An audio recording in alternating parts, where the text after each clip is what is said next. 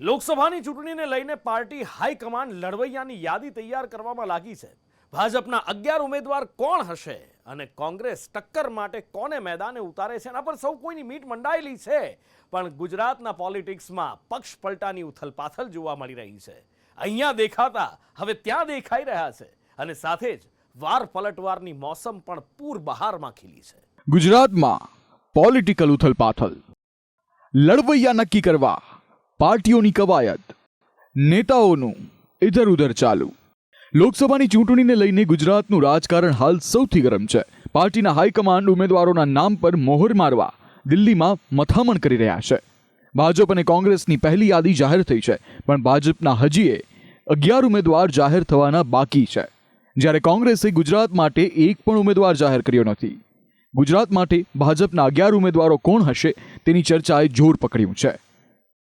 ચર્ચા છે કે ભાજપ ગુજરાતમાં મહિલા ઉમેદવારોને મેદાને ઉતારી શકે છે.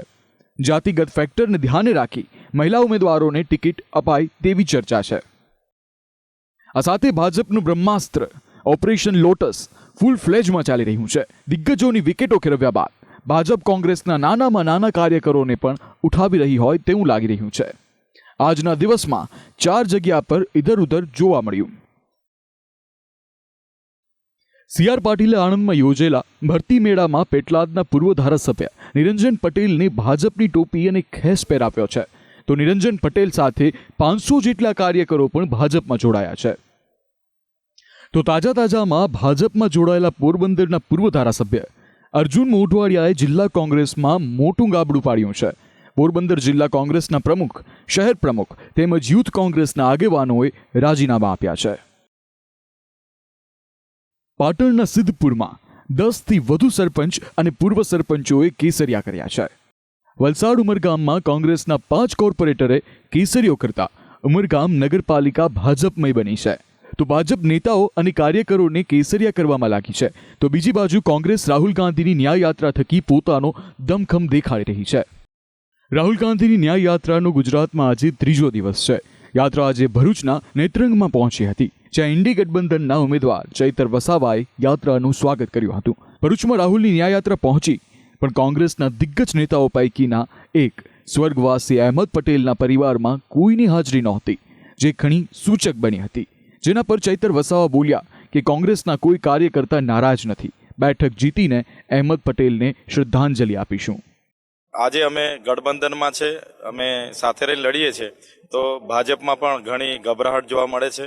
આવનાર દિવસોમાં આવી જ રીતના ગઠબંધનમાં રહીને અમે બધા આગળ વધીશું એવો મને પૂરો વિશ્વાસ પણ છે અને ચોક્કસ અમે ટપ ટક્કર આ વખતે આપવાના છે. પોતે ઉમેદવાર હતા અને મારા નામની જ્યારે જાહેરાત થઈ તો સ્વાભાવિકપણે થોડી નારાજગી હતી, પણ આજે તમે જોઈ શકો છો સમગ્ર ભરૂચ જિલ્લા કોંગ્રેસના અગ્રણીઓ અહીંયા ઉપસ્થિત છે અમારા સમર્થનમાં, રાહુલજીના સ્વાગતમાં. તો ચોક્કસ એ કોઈ ભેદ નથી, અમે પૂરા એક પરિવારની જેમ આગળ વધીશું અને ભરૂચ લોકસભા અમે જીતીશું. રાહુલ ગાંધીએ ભરૂચમાં કોર્નર મીટિંગને સંબોધી હતી, જેમાં તેમણે આદિવાસીઓને દેશની જમીનના પહેલા માલિક ગણાવ્યા હતા અને કહ્યું કે જળ, જમીન અને જંગલ પર પહેલો હક આદિવાસીઓનો હોવો જોઈએ. आपका जल, आपका जंगल, आपकी जमीन उठा के ले जाते हैं, आपसे कहते हैं भैया विकास होगा, और फिर जब आप देखते हो आपको कहीं भी देश में भागीदारी नहीं है. ये विकास आपको ये सवाल पूछना चाहिए, विकास किसके लिए हो रहा है? ये 90% के लिए हो रहा है या ये 2-3% अरबपतियों के लिए हो रहा है, अदानी अंबानी का हो रहा है?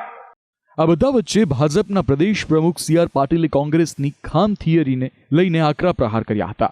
જાતિના આધારે ભાગલા પાડીને કોંગ્રેસની રાજ કરવાની નીતિ ઘણી જૂની હોવાનું કહ્યું, તો તેના પર પલટવાર કરતા અમિત ચાવડાએ કહ્યું કે અમે હક અધિકારની વાત કરીએ છીએ, તમારી જેમ સત્તા માટે તેની વાત નથી કરતા.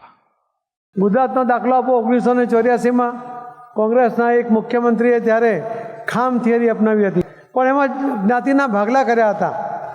એ ભાગલા કરીને એમણે જીત મેળવી હતી, પણ એવી જીત આપણે કહીએ ને કે અંચાઈ કરીને મેળવેલી જીતને કારણે પરિસ્થિતિ એવી સર્જાઈ કે આટલી બધી બહુમતી હોવા છતાં એમણે રાજીનામું આપવું પડ્યું. કોંગ્રેસે જ્યારે ગરીબની વાત કરી, એસસી, એસટી, ઓબીસી, માઇનોરિટી સમાજની વાત કરી, એના હક અધિકારની જ્યારે વાત કોંગ્રેસ કરે ત્યારે આજ ભારતીય જનતા પાર્ટી એમ કે કોંગ્રેસ જાતિની રાજનીતિ કરે છે.